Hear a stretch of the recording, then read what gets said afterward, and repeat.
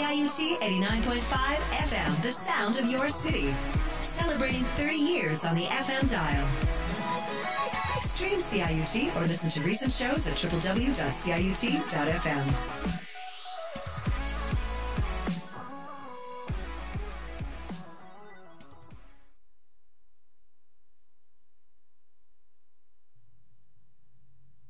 Hey, good evening. This is Nancy Jane Bullis Greer in the chair tonight. This is Tuesday, October 10th. I hope everyone's having a great night. I hope you can stick around for the hour. We've got a great show. We're going to be talking with Leonard Rasmussen, who has translated a book by Gerard Banal called Saint-Germain-des-Prés, which is The Heart of Paris, 1945 to 1955, published by Mosaic Press. We're going to be talking in the second half with Wendy Donawa with her debut poetry collection called Thin Air of the Knowable, published by Brick Books. We're going to start off with a track from Mimi Obansoan, and this is called Beautiful Garbage on CIUT 89.5 FM.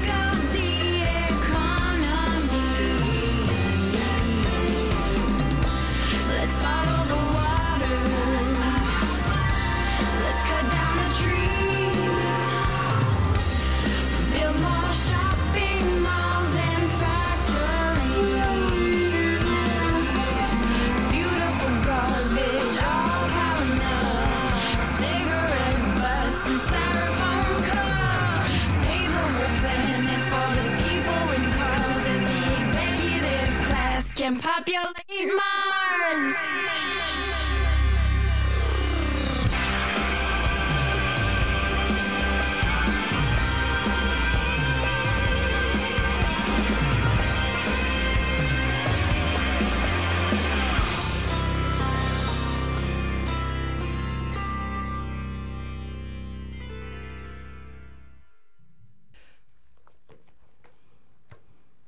This is CIUT 89.5 FM. This is Nancy Jane Bullis in the chair. And I'm very honored to have with us, we have Leonard Rosmarin here, and he has translated this book called Saint-Germain-des-Prés, The Heart of Paris, 1945 to 1955. And this is a translation of the original book, which was published by written by Gerard Bonal. And I'm sure that Leonard will correct me if my pronunciation is a little off. Gerard Bonal. Okay, and so we're very pleased to have Leonard here to talk to us about this book. This is about a very magical part of Paris from 1945 to 1955. But first, how did you get involved with this translation? I got involved with it in a very unusual way. My publisher, who was the owner of Mosaic Press, Howard Astor, had gotten in touch with one of my French editors in Toronto. He wanted me to translate into French the biography, or rather the autobiography of the outstanding musician Alexander Brott. He was one of the distinguished musicians in Canada of the 20th century. I translated this autobiography from English into French, and I did it in a record time of 3 months. Wow. He was so impressed that he said, maybe we can get you as our official translator to do some works from French into English. I've bought the English-speaking rights to a book called Saint-Germain-des-Prés, and I would love to launch it as soon as possible. Do you think you could translate it in the same record time? So I, like a masochist that I am, picking up challenges, I said, sure, I'll do it. I started at the beginning of May, and I was finished the work by the middle of August. It was rather strenuous. Wow. I had to become fixated to do it. You know, a real monomaniac. When my wife would speak to me, it was like the theater of the absurd. She'd ask me questions, and I would answer in a way that had absolutely nothing to do with her question. But I got the book done, and I was really enthralled by it. Shall I tell you something about the book itself?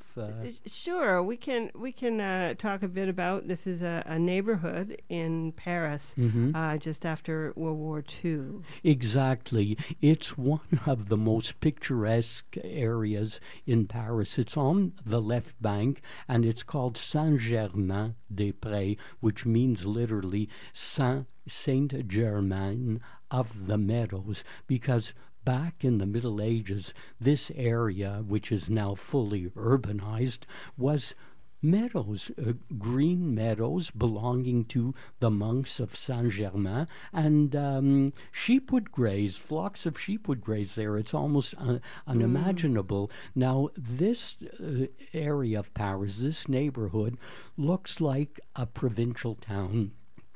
A charming little provincial town dominated by its steeple, the steeple of its church, which is Saint-Germain, and yet during the first 10 years following the Second World War, this neighborhood witnessed an explosion of creativity in just about every artistic domain, in philosophy, in painting, in theater, in literature, in lifestyles. I think it was one of the most creative periods in the whole of French cultural history, and it had profound repercussions across the whole world. I could give you an example. Simone De Beauvoir, one of the outstanding writers of the time, was living in Saint-Germain-des-Prés. She wrote the book The Second Sex, which became the Bible for feminists in North America. She was one of the grandmothers of the feminist movement, and Jean-Paul Sartre lived there, and his reputation is so well known. He launched the existentialist movement. He was an outright atheist and he felt that after the Second World War, after this unleashing of cruelty, of madness, of murderous madness, he felt it was impossible to believe in an all-loving God anymore, and he wanted to devise a philosophy which would give a meaning to human existence in the absence of a supreme being. He was a kind of a maître à penser, as they say in French, a kind of a prophet for so many disoriented youths who wanted to believe in something and felt that their lives had fallen apart during the Second World War. A lot of the ideas, the art, the poetry, everything, I think, was influenced in some way by that war, by the atrocities, and also following up on World War I as well, with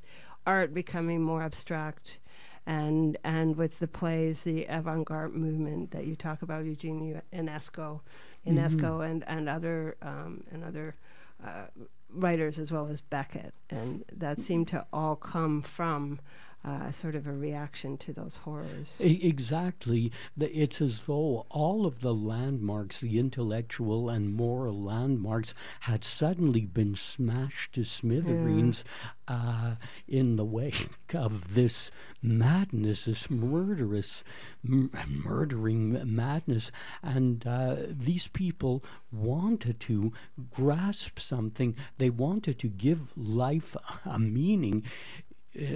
Despite this disorder, this chaos that seemed to be proliferating around them, and they produced works that appealed to this new generation, this generation that had become cynical, that had become more than disillusioned, cynical, disenchanted, and yet wanted to believe in something, wanted to have a purpose in their lives. I think that the explosion, this elemental explosion of living that took place in Saint-Germain-des-Prés was a result of the repression that had proceeded during the Second World War, when Paris and the whole of France was occupied by the Nazis.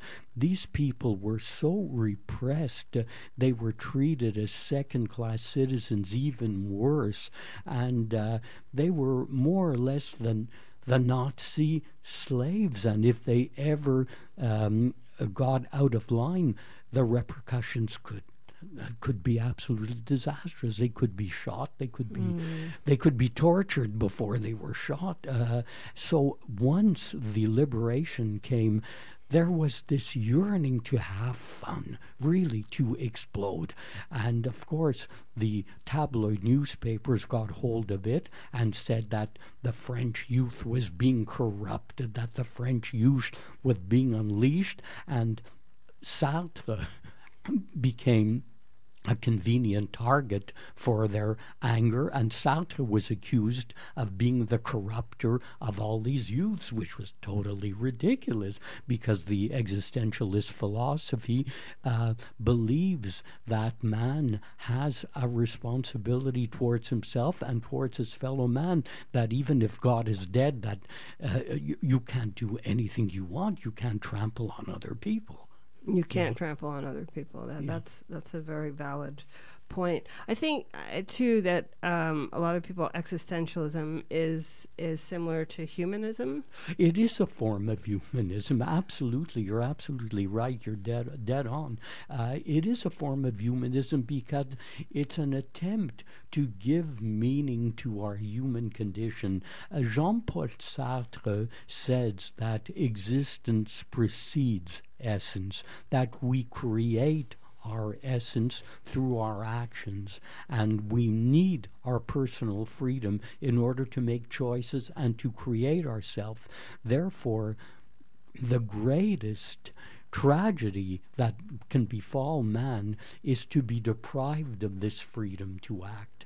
And he illustrates this in a one-act play that enjoyed immense popularity and still does. You may have heard of it. It's called No Exit. I've seen it. I've I've read seen it. it. I've read it. Yeah. Huis clos. It's a story about three people who should never have met because they're totally incompatible temperamentally. They entertain passions of human beings. They have consciousness of themselves. The only thing they don't have is their freedom to change their lives. They're supposedly dead, and now they're in hell for all eternity. And if only they didn't torment one another, but they can't help but torment one another. The hero of the play is a self-deluding man. He thinks he was a hero, and he fled as a coward. The ladies, Ines and Estelle. Ines is a lesbian who drove her lover to suicide. Estelle murdered a child she had out of wedlock. Estelle and Garcin, the man, want to think of themselves as being honorable, but Ines, who is ruthlessly lucid, is always there to prevent them from entertaining this illusion. There's a moment when Garcin and Estelle rush into each other's arms. They try to negate Ines's presence by embarking on a torrid love affair, but she's always there to remind them of her presence. She said, Garcin, the coward, is holding in his arms Estelle, the child murderer. Yes, Garcin, you're a coward because that's the way I want it. And there's nothing Garcin can do to modify Ines's opinion of him. He's crucified once and for all in her irrevocable judgment because he no longer has freedom to modify his life. He's the sum of all his acts now, and he's trapped in them for the rest of his existence. This is why at the end of the play, Garcin said, hell is other people. Now, Sartre didn't mean that all human beings constitute hell. No, he meant that under certain circumstances, your fellow man who judges you mercilessly can create your hell. And if you no longer have your freedom to alter his judgment, to modify his judgment, then you really are like a butterfly pinned up on a scrapbook, and there's nothing you can do. I have a friend who is an existentialist, and she says that heaven and hell are here. Yes, of course, and sure. Yeah. Sartre would agree completely, and he, of course, loved life. He had a strange relationship with Simone De Beauvoir.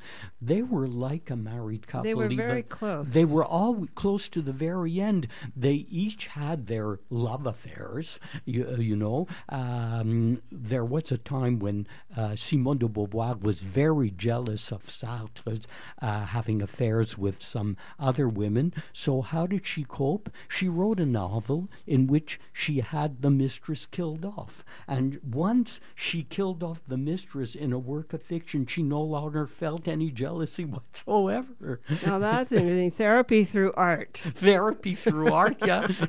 She had her catharsis. And Simone de Beauvoir, of course, had a torrid love affair with Horace Algren, the American novelist, when she was in the United States for a 4-month lecture tour. And Sartre took it in his stride, that they were both free to carry on as they wanted, but they respected each other, they needed each other, and she told Horace that she could never stay in America. She had to go back to France because she knew that Sartre needed her as his companion. So she did go back to him, and towards the end of their lives, they were more or less like any old married couple. Yeah, that's amazing. The journeys that they took, and they ended up and ended up together. They seem to be a perfect advertisement for monogamy. Would you like to read from your book? I certainly would. I could read, if you like, the last two. I think that's a good choice. Page, because as the author Gérard Bonal said, the spirit that reigned in Saint-Germain-des-Prés from 1945 to 1955 was like some evanescent fragrance. It could never last, because the people who created this exciting atmosphere were growing old, and they went their separate ways. It was so linked to a particular time and place that when the people who created the spirit of Saint-Germain-des-Prés aged, well, the spirit simply disappeared. But for those who experienced it, it was unforgettable. And I will read the last few paragraphs. We emphasize Simone De Beauvoir, because in this formidable movement of ideas, this artistic, political, literary, philosophical, and theatrical burgeoning that exploded in Saint-Germain-des-Prés around 1944 to 1945, with the return of freedom, there was room for everything and everybody. The Prévert gang and the Sartre family, Bernard Buffet's first picture, and Antonin Artaud's last drawings, Jean-Paul Riopel's paintings, and those of Jean Fautrier. Fautrier, who dreamed of an ideal picture where everything he had learned would be useless, a badly composed picture, badly drawn, with ugly colors, but a picture which existed. The black lady and the white lady, Juliette Gréco and Cora Vauquer, the Café de Flore and the Bar Vert, the existentialists, the communists, the lettrists, the singers, the actors, the film directors, Jean Cocteau and Gabriel Pomeran, the Taboo and the Le Divan bookstore, Jazz Bop and New Orleans Jazz, Sidney Bechet and Boris Vian, Jean-Paul Sartre and Jacques Laurent, Maurice Ronet, the painter, and Maurice Ronet, the actor, Simone de Beauvoir and Marguerite Duras, Marc Dolnetz's duchesses wearing new look suits and stiletto heels, and Pepita, the dead broke model of dead broke painters, Miss Weiss and La Rodière of Saint-Germain-des-Prés, the kids from rich families and the kids from poor ones, fraternity, a facade like fraternity, but a fraternity nonetheless, a state of grace without any doubt, but which in the end lasted only a short time, 5 years, 6 years, 10. On that subject, opinions differ. Everyone has his own Saint-Germain. The newspapers, those that report anything at all, the invading businesses, the tourists who are always one fashion behind, and time, the onslaught of time, got the better of it. They destroyed this indefinable something that made up the charm of the village, and that quite simply was poetry. Because it was really all about a kind of poetry, the kind that wells up from human contacts. Poetry, like a spark. No, the state of grace could not last any longer, nor could the loves, the friendships, or the ideas. That was it, Saint-Germain-des-Prés' eternity. To live one day at a time, the slightest of loves, took on in those little streets an eternal dimension. But at night was night. It was soon over. This was the eternity of Saint-Germain-des-Prés. Thank you. You're listening to Leonard Rosmarin read. He's a translator of Saint-Germain-des-Prés, which was written by Gérard Bonal. And this is published by Mosaic Press, and I believe it's available. Oh, it's very, very available. Mosaic Press has its head offices in Oakville, Ontario, which is nearby. All you have to do is click on their website, www.mosaic-press.com, and you can purchase the work if you like. I would have loved to autograph it for you, but I'll do it in spirit. Do you have any readings coming up? Do I have any readings coming up? Not on Saint-Germain-des-Prés per se, but on another work that I translated for Mosaic Press called The Age of Diversity, which is which evokes the tectonic shifts on the political, cultural, and economic levels that are taking place right now as power is shifting irreversibly from the Western world to the Far Eastern world. And perhaps one day you might want to interview me on that. Maybe, yeah. And that book's it's out now? It is out now. Yeah, Mosaic Press was so pleased with my work on Saint-Germain-des-Prés that they commissioned me almost immediately to do another work, and they wanted it in record time. Yeah. A 300-page book to be translated in about 4 months, and me, like a masochist, I did it. Wow. Well, I guess it's rewarding too if you are capable of working at that speed. It's very rewarding because you feel like a car mechanic dealing with two high-powered vehicles, the English language on the one hand and the French language on the other. And you have to be very careful because if you translate literally, you'll have a crazy gobbledygook. You'll have a mess, an infernal mess. Every language has its own structures, its own way of expressing reality. Translation is always an approximation. You cannot reproduce exactly what the original writer wanted. Sometimes I'd rack my brains to find a good translation for an expression, an idiomatic expression. The affective resonances are different when you move from one language to another. Does this language tolerate a bit of ribald language or not? Does this radio station, would it tolerate a bit? Because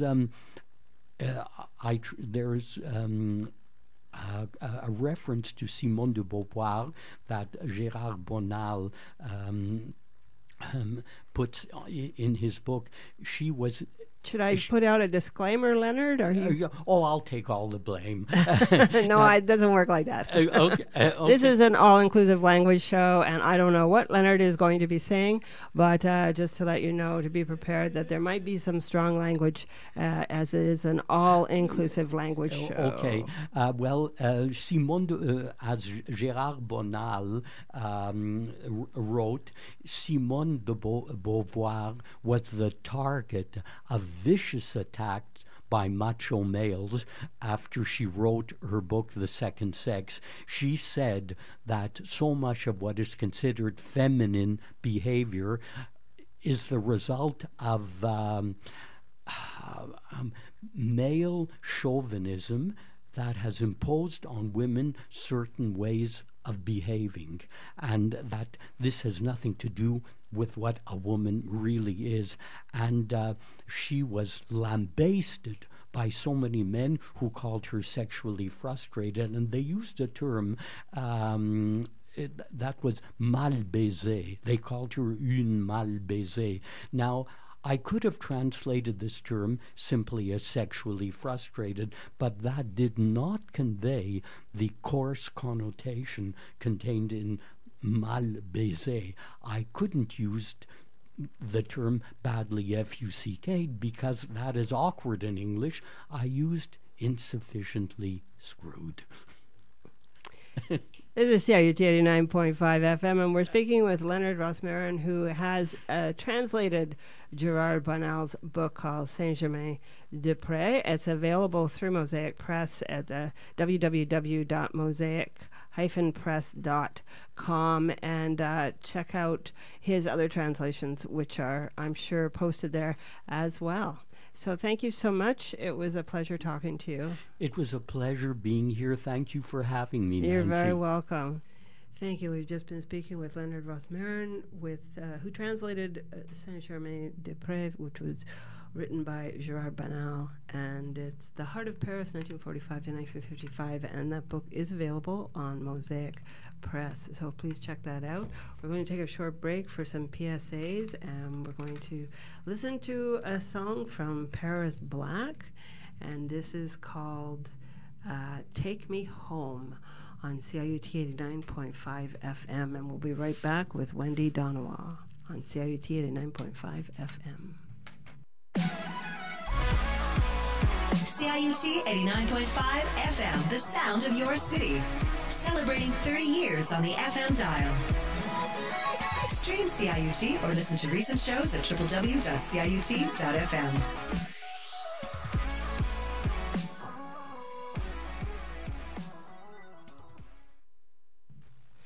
Hey, this is CIUT 89.5 FM. This is Nancy Jane Bullis Greer in the chair, and I'm very honored and happy to have on the phone, we have Wendy Donawa, who is here to talk about her debut collection of poetry called Thin Air of the Knowable, and this is published by Brick Books. A little bit about Wendy. She is formerly a college instructor and museum curator in Barbados. She now lives and writes in Victoria. Her poems have appeared in several Canadian anthologies and literary journals, and in her 3 chapbooks, most recently with Jack Pine Press. And as mentioned, Thin Air of the Knowable is her debut collection. Congratulations, Wendy, on this book. Oh, thank you so much. It's got a beautiful cover. I guess it's a picture of a fish. And I don't know if he's swirling or swimming or... Well, he or she is sort of doing everything. I loved the image because it echoed a number of the things I try and say. And you see the refraction and the reflection, and you see the overhead sky reflected, and the fish does seem to literally be coming up for air. So it just seemed a really apt image. It's a beautiful image. And how did you publish with Brick Books? Well, I can't say enough good about Brick Books, and I feel so lucky to have landed my first collection with them. They are so helpful and so astute, and the rigor of their editing defies description, but it does leave you with a more polished product.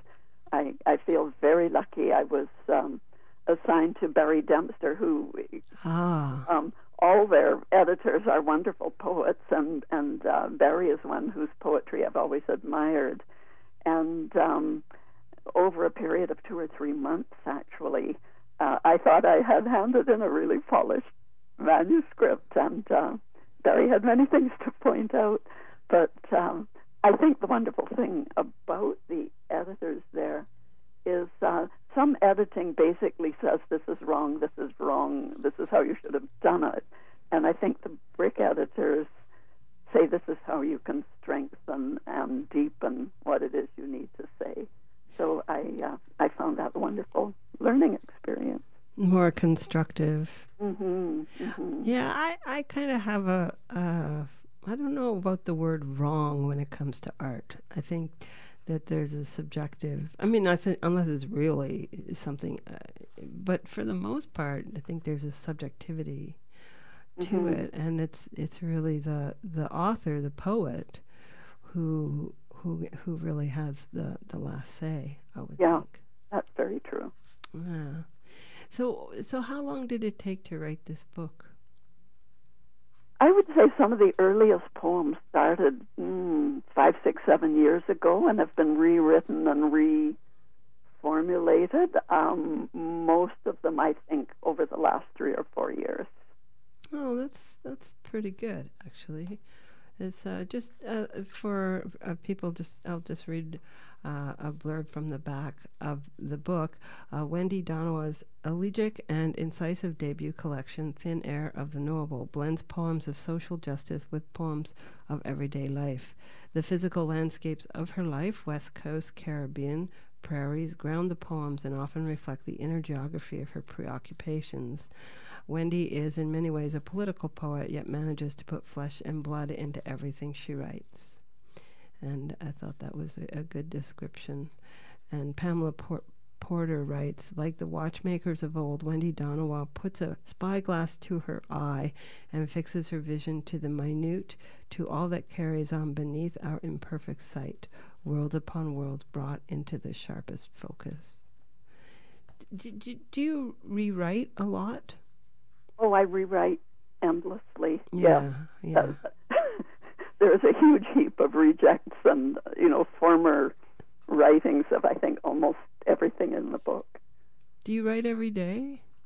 I don't write. I think every day and I read every day. I don't necessarily write every day, although I probably should. I don't know. I guess everybody's different. It seems to be, the well is full, and then I do something like this, and then I have to wait things to fill up a bit again. Exactly. You need to live and read and do all those things that one does. Yeah, there seems a sense in your writing that some of it is you're dealing with things that you're going through, and you do it through your work. Would that be a fair thing to say? Yes, it would, because we are always going through our lives, and I think what I often do is start there, and then it goes like ripples into the larger issues of the larger world. Mm-hmm. But it tends to grow in a sort of organic way that way. So I hope I am not polemic, but it does seem to me that almost everything that we experience has something that we could call political to it. What's polemic mean? Sermonizing, instructing. Oh, no, I didn't get that sense from your book at all.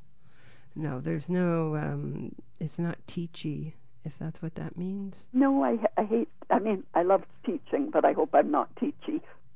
Oh, I'm not putting down teaching at all. it's different from art. Yes, yeah. That it's a different communication, I think. It is, yeah. Then with art, I think there's that transference of emotion or trying to evoke a feeling in the reader, as opposed to teaching. Oh yeah, yeah. Which would make in a way it's trying to recreate a situation where the reader will feel or see something of what it was that you were feeling to write that poem. Mm-hmm. I guess that's why Thin Air of the Knowable, because it isn't something you can do a menu for or a schedule. No. Would you like to read from your book? Yes, I'd be glad to.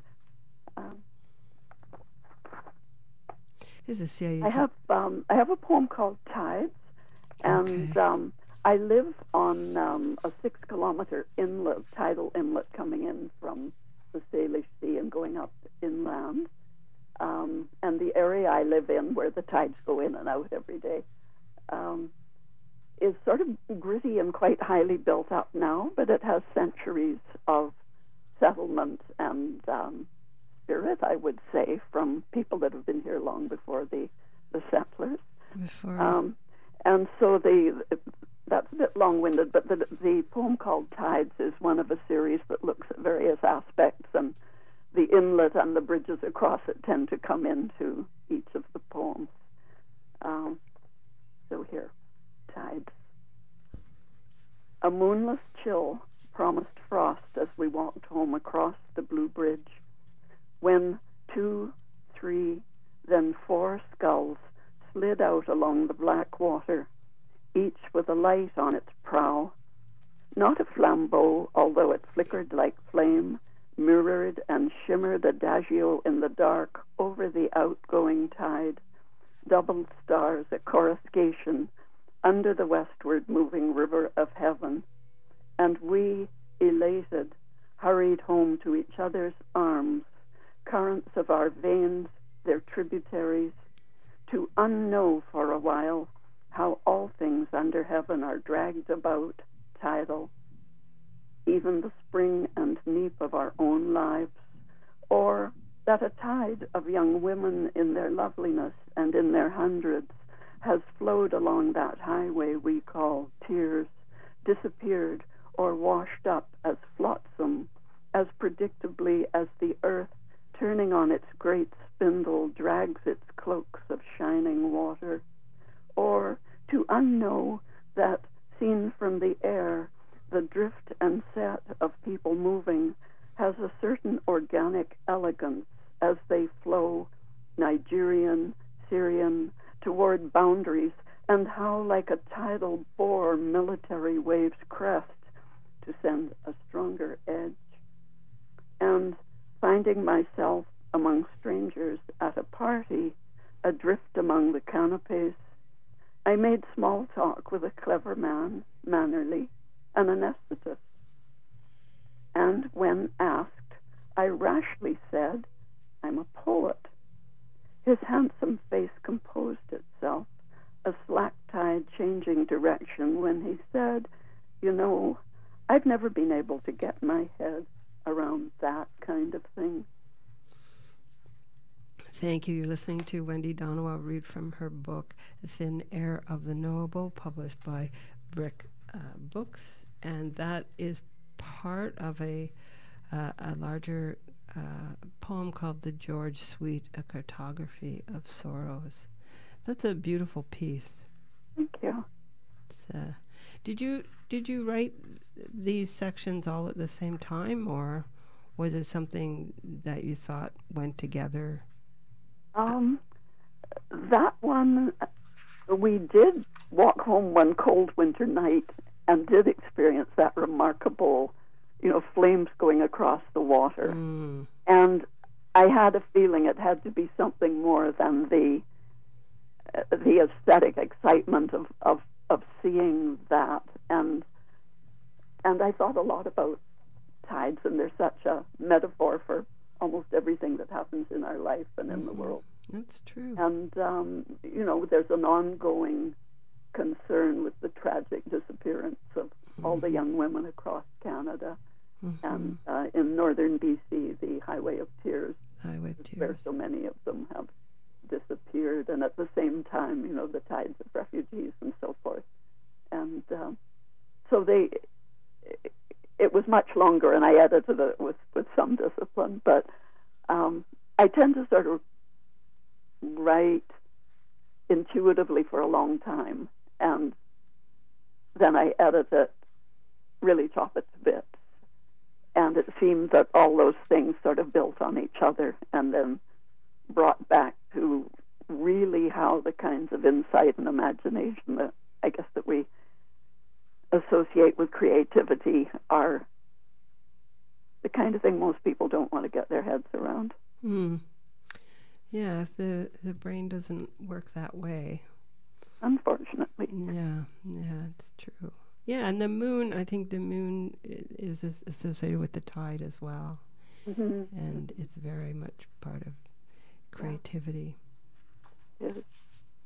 I was also your poem about the Snow Queen, a question for Hans Christian Andersen. How did this poem come about?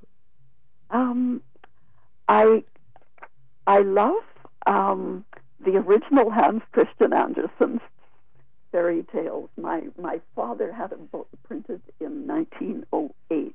Wow. That his great aunts in Scotland sent out to him, and with the beautiful hand-tipped illustrations by Edmund Dulac. So I grew up with this. Oh, wow. And with the beauty of the language, and it is not Disney. Andersen is really quite a beautiful but dark writer. Dark, yeah. And I do tend to take fairy tale figures or mythical figures, I've done that a number of times. Yeah, you do. And sort of twerk them my own way.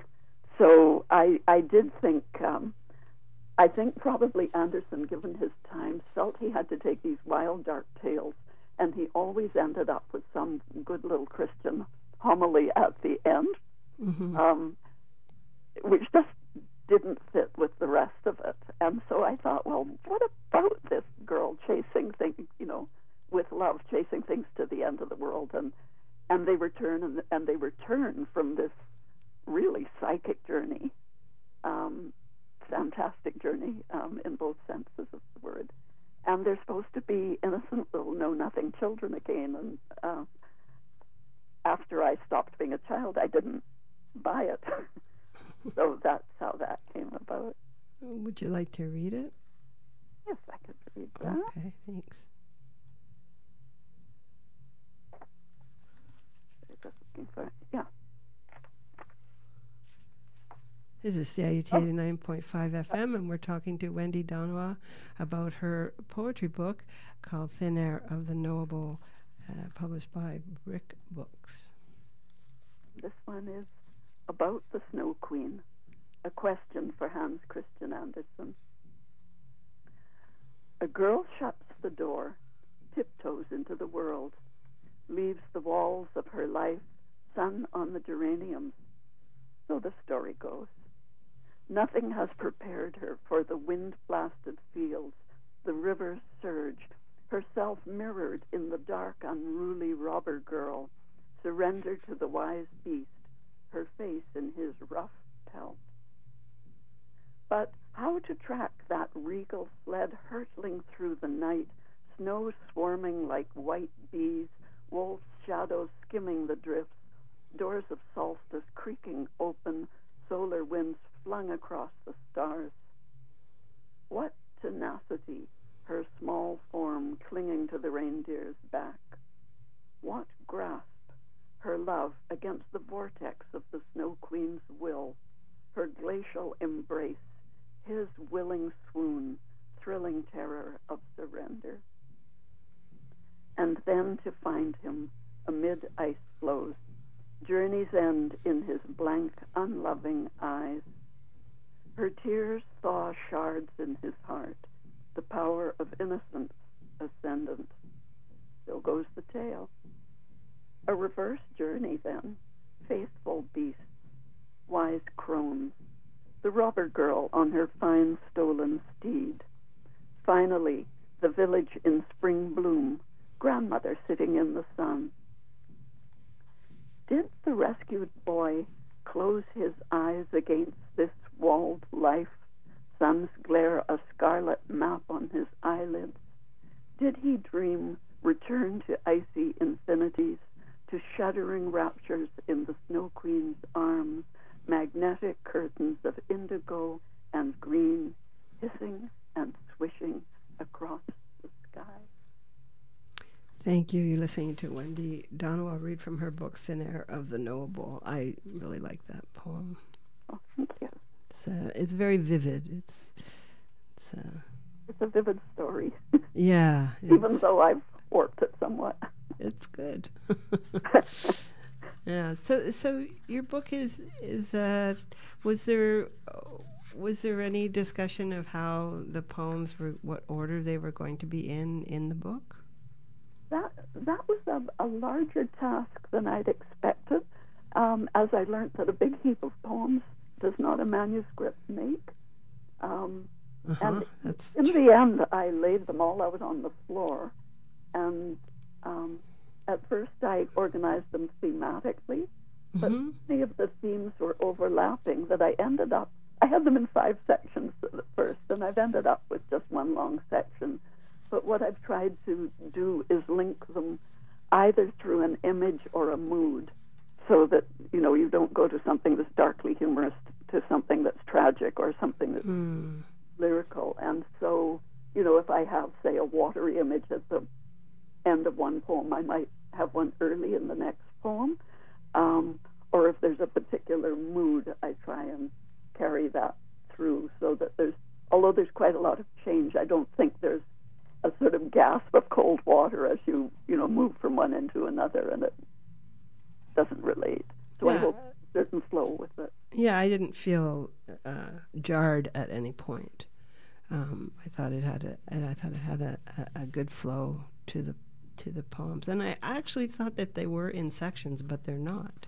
No, they're not. So I think other than I have 2 suites of poems, and obviously they're linked. But other than that, I've just tried to go by the mood, the tone, the image, and have links that way, so So there was a lot of shuffling, but this is how we ended up. No, I think it's a good flow, because it does sort of has that sense to me that it's not in sections, but it sort of is. If that makes any sense. That's very nice to hear from a reader, because you can get so sunk in it by the time you've edited everything 1,000 times. You think, what was I saying? Well, yeah, a separate set of eyes sometimes, or it's valuable, yeah. But it works. I thought it flowed very nicely. Yeah. Would you like to read another poem? Sure. From your book. Metamorphosis. This is a bit different. I find one of the problems in writing has been if there is something that is truly moves you so deeply emotionally that you hardly know where to start. Yeah. If you start by saying, "Oh my God, how awful," it ends up sounding like Hallmark.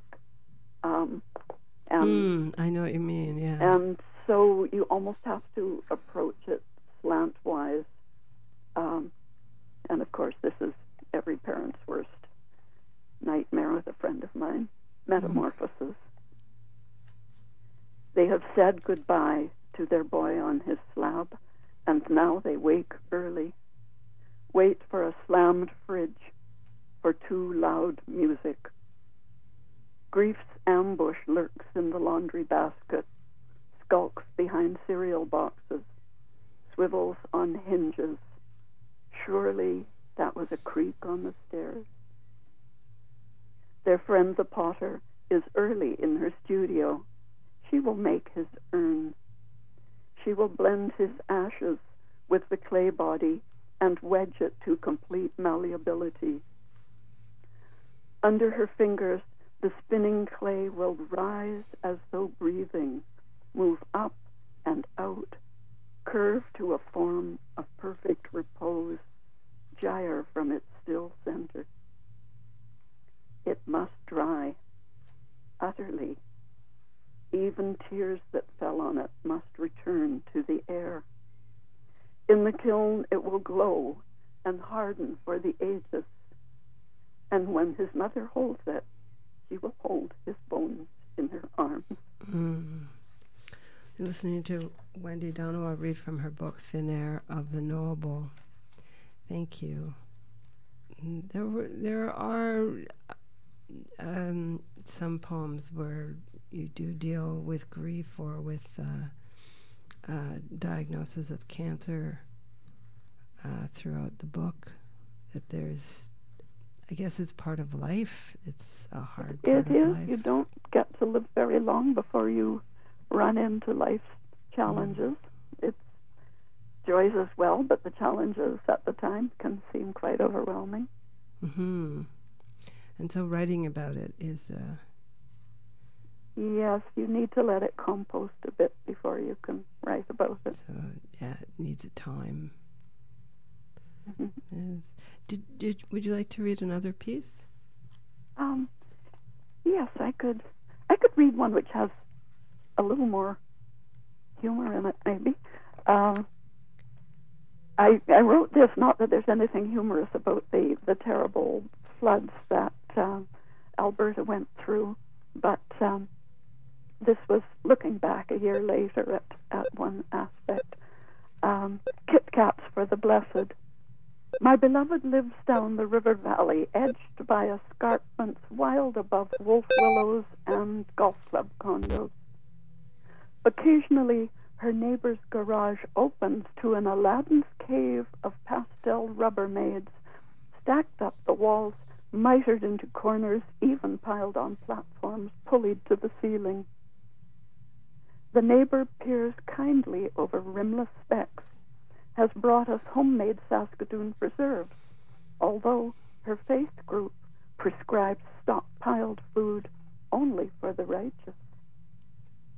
Come the apocalypse, all nature will surge and thunder, obliterate the godless, while the saved will open their Rubbermaids for canned soup, noodles, potato chips of bliss, Kit Kats of the blessed. Sometimes we joke nervously, what of their right? remembering last year's floods that yanked trees from their moorings, swallowed buses like so much Lego, smashed them into bridges, swept houses built on floodplains into the current like those biblical warnings against houses built on sand. It's hard to believe now. The river's sage and pewter shimmer belies its grip and drag along the continent's spine beneath a sky innocent with Magritte clouds. But a year ago, I watched as mammoth chunks of coulee split and thundered down the cliff, smashed the gulch, clogging the sky with dust, rowdy as Armageddon. And we imagine huddling by that garage door, scratching for alms under damning torrential hail, having long scraped out the peanut butter jar and downed the last of the wine. Might our neighbor feel a faint regret at the plop of Rubbermaid lids, glug of water tank, crinkle of Miss Vicky's bags, sizzle of deep fryer, and songs of jubilation as she waits till the damned are washed downstream and the cleansed world gleams green as golf courses. Thank you. You're listening to Wendy Donawa read from her poetry book, Thin Air of the Knowable. Are you working on something new now?